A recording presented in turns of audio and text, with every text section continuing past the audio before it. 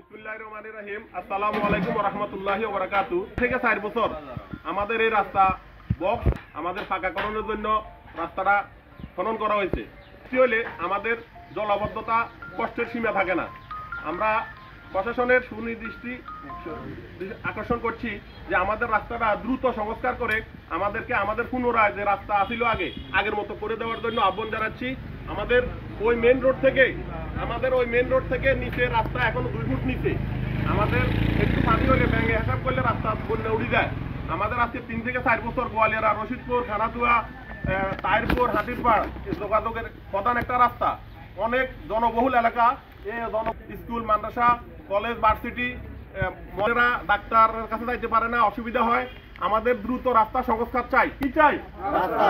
আমরা দ্রুত রাস্তা যেভাবে পারেন, যার নজরে পড়ে যেভাবে উদ্যোগ নেন, আমাদের রাস্তা দ্রুত সংস্কার করেন। আমাদের আগামী 1-2 মাস বৃষ্টি বাদল শুরু হয়ে যাব। আমাদের জলাবদ্ধতার কারণে আমাদের কষ্টর আর সীমা থাকবে না। আপনারা লাকসাম প্রশাসন, মনোরগঞ্জ প্রশাসন, কুমিল্লা প্রশাসন আমাদের এই রাস্তার দিকে একটু খেয়াল করুন। অতি দ্রুত আমরা রাস্তা সংস্কার চাই। অন্তত কিছু না পারলেও আঙ্গ ফিজ লাগতো না, কোন রকম মাটি দিয়া বড় কণা দিয়া রাস্তাটা একটু আমাদের মেরামত করে দেন। অন্তত আমরা কত চলাচলের সুযোগ যেন পাই। স্কুল মাদ্রাসার ছাত্রছাত্রী যাইতে অসুবিধা হয়। রাস্তা দিয়া অনেক স্কুল মাদ্রাসা, কলেজ ছাত্রছাত্রী যাতায়াত করে। সকলে উপকারের জন্য এই রাস্তাটা দ্রুত সংস্কার চাই। রাস্তাটা